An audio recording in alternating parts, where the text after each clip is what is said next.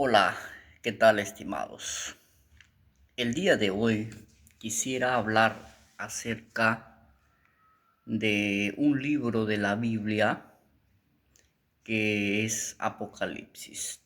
Todos los cristianos sabemos que la Biblia empieza con el Génesis describiendo a los orígenes, los comienzos y termina con una descripción de acontecimientos futuros, Apocalipsis. Todo estudiante de la Biblia y básicamente de Apocalipsis tiene que hacer por lo menos dos cosas antes de sumergirse en la lectura de Apocalipsis. ¿Por qué lo digo? Porque si uno se lanza a leer Apocalipsis sin tener una base cultural, una base histórica, ¿no? Vamos a salir, como dirían los reformadores, confusos. Vamos a poder percibir que Apocalipsis no tiene ningún tipo de mensaje para el pueblo actual, lo cual no es así. Entonces, las cosas que tiene que saber un estudiante de Apocalipsis es, en primer lugar, la literatura apocalíptica. La literatura apocalíptica. Cuando estudiamos el canon del Nuevo Testamento, también parte del Antiguo Testamento, hallamos unos escritos llamados pseudoepígrafos, falsos escritos. Entonces, estos escritos pseudoepígrafos tienen un mensaje que dar al pueblo, para ubicarnos en contexto. Con la muerte de Salomón, el reino se divide en dos: Reino del Norte y Reino del Sur. Reino del Norte, su capital Samaria, y Reino del Sur, su capital Jerusalén. Sucede que el Reino del Norte, Jeroboam, se le conoce pues como el que hizo pecar a Israel, y él pues desvió todo, que desnaturalizó esos procesos de liturgia, ¿no?, que Dios había ordenado a Israel, de tal manera que se corrompieron. Y dice la Biblia, ¿no?, que todos los reyes de Israel hicieron lo malo ante los ojos de Dios. Como consecuencia, en el año 721 fueron deportados a Asiria. Y fueron pues llevados lejos de sus tierras, ¿no? Ahí podemos ver Segunda de Reyes, capítulo 17 en adelante, ¿no? Por el otro lado, Jerusalén, ¿no?, también hizo lo malo, pero a diferencia de Israel, hubieron reyes que se doblegaron ante Dios, que buscaron a Dios: Ezequías, Josías, etcétera, etcétera, ¿no? Pero al final ya la sentencia estaba dictada. Jerusalén se volvió, y los profetas, pues, tanto como Isaías, Jeremías, son los que buscan hacer que el pueblo se vuelva, ¿no? Bueno, no pasó nada, no obedecieron, y fue que en el año 586 aproximadamente, Nabucodonosor fue llevado llevó al pueblo de Jerusalén, los llevó cautivos a Babilonia. Los israelitas estaban presos lejos de sus tierras, ¿no? Y es más, el salmista, creo que es en el Salmo 139, describe, ¿no? Junto a los ríos de Babilonia nos sentábamos ahí, llorábamos, ¿no? Describe esa lamentación que tenía Jerusalén ahí en Babilonia. Bueno, la cautividad fueron 70 años, ellos volvieron, pero sucede que después, en el periodo intertestamentario, llamado los 500 años de oscuridad, surgen muchas cosas. Y la principal de la que me quiero enfocar es el auge, ¿no? El surgimiento del Imperio romano que cobró un apogeo, ¿no? Se posicionó en todo el mundo y llegó a ser una potencia mundial después pues de haber derrotado a los persas, a los asirios, etcétera, etcétera. Entonces, este imperio romano, ¿no? Ahí hablamos de varios hitos, surgen los macabeos, estas personas se levantaron para no corromper esa fe, ¿no? Entonces empiezan persecuciones a los cristianos judíos, algunos estaban lejos de su tierra, ellos se preguntaban, pero la Biblia dice que nosotros vamos a reinar.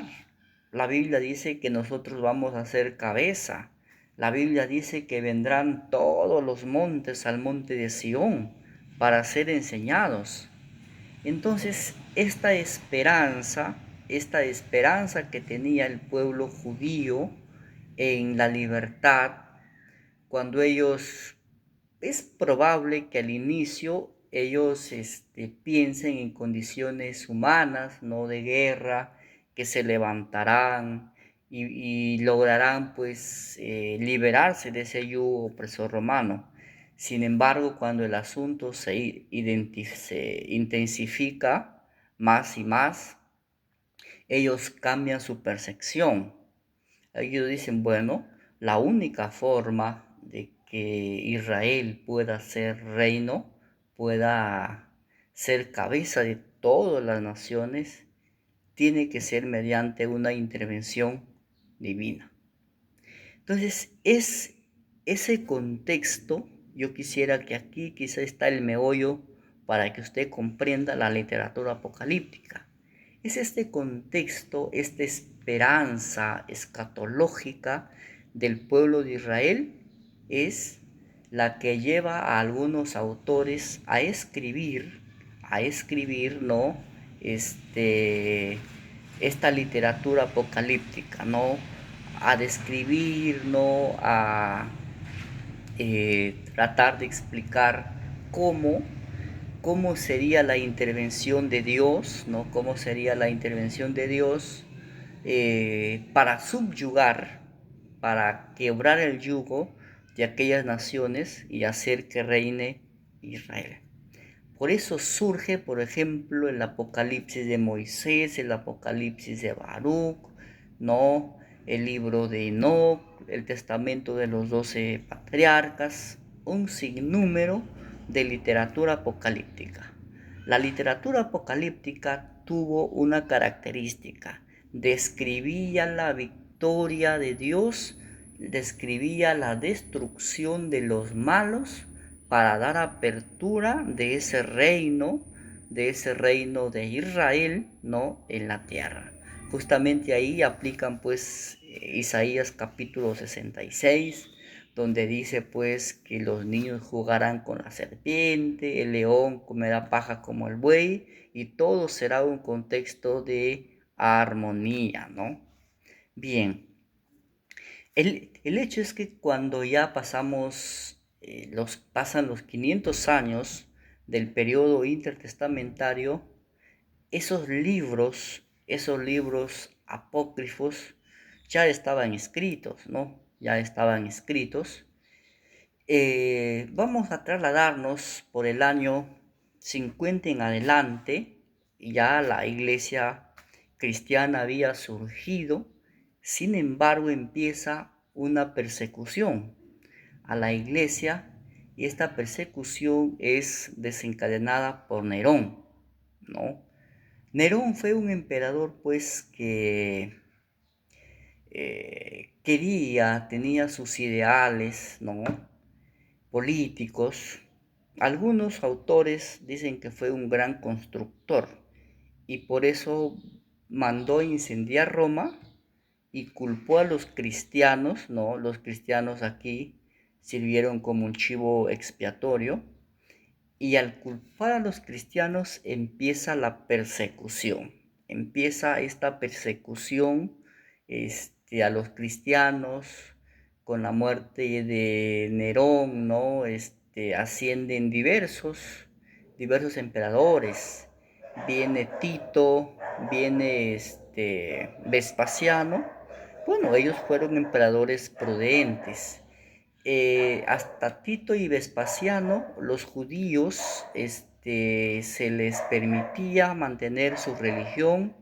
Eran, por supuesto, colonizados por el Imperio Romano, pero se les permitía continuar con su religión, su devoción solamente a Dios. Pero sucede, y quizá esto ya es materia de otro video que podamos hacer, que empiece el culto a César, la divinización de César. Empiezan a llamarle Dios a César. Muchos emperadores quisieron frenar esto, y ellos lo hacían pues en el buen sentido. Los césares nunca reclamaron digamos, ese título como Dios, pero fue el pueblo quien se los colocó, ¿no? Y lo colocó por la sencilla razón de que Roma en alguna manera puso orden. Roma en alguna manera impulsó el desarrollo, ¿no? Articulado en diversas materias sociales, políticas y económicas, ¿no? Roma imponía sanciones a tal forma que ser un ciudadano romano era un privilegio, ¿no? No podían castigarte mientras tanto tu crimen se haya probado. Entonces, estas condiciones hicieron que los pueblos, ¿no? En general, llamen a los emperadores dioses. Tanto Vespasiano como Tito, ellos no se interesaron por esto, pero Domiciano sí se lo tomó en serio. Domiciano reclamó sus honores de Dios. Domiciano reclamó que toda la gente tenían que llamarle Dios. Al año, toda la gente tenían que arrodillarse ante Domiciano y decir Señor y Dios Domiciano. Luego podían hacer cualquier tipo de ritual a sus religiones, pero en primer lugar tenían que inclinarse ante Domiciano. Entonces, este Domiciano es el mismo diablo, como algunos autores denominan, ¿no? Él empezó persecuciones totales. Juan fue desterrado en el gobierno de Domiciano a Patmos, ¿no? Entonces, en este contexto de persecución a la iglesia, en este contexto de opresión, ¿no? Mucha gente se desanimaba, mucha gente renunciaba a su fe, mucha gente decía, pues, pero ¿qué es un saludo a Domiciano decir Dios si ya me voy a la iglesia? El asunto no es así, es que Dios demanda integridad, Dios demanda lealtad total, lealtad absoluta, ¿no? Mucha gente se desanimó, entonces decían, ¿cuándo va a terminar esto? ¿Cuándo van a terminar estas persecuciones? Para eso se escribe Apocalipsis, para dar esperanza a los cristianos de la primera centuria del primer siglo, de que su fe, su obediencia tiene una recompensa, el triunfo total con Cristo. En síntesis, cuando hablamos de literatura apocalíptica, existe diversidad de literatura apocalíptica. El escrito de Juan, el Apocalipsis de Juan, es la que ha pasado el canon. El Apocalipsis de Juan es la literatura que representa ese carácter, ¿no? Ese carácter de estos documentos escritos en estos años. Bueno, hay más cosas que decir, autor, el año, motivo, pero quizá eso sean en otra oportunidad podamos pues explicar. De momento he tratado de desarrollar la parte histórica y también la parte cultural, ¿no? Para poder entender Apocalipsis. Todo después del capítulo 2, ¿no? A partir del 4 empieza ya toda ese desarrollo, esas visiones, ¿no?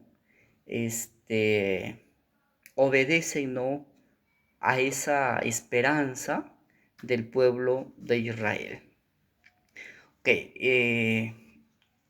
Apocalipsis tiene mucha similitud, toma muchas citas de Daniel, toma muchas citas de Ezequiel. Entonces, pues, él es un libro profético, ¿no? Eh, Usa muchas figuras, esas figuras que actualmente para nosotros nos parecen difíciles de entender. Un cristiano del primer siglo no hubiera tenido problemas en interpretarlos. Todo estudiante entonces de Apocalipsis tiene que comprender este contexto histórico y cultural, ¿no? Y cultural y político también por Roma, ¿no? Para poder tener una comprensión más holística sobre Apocalipsis. Saludos.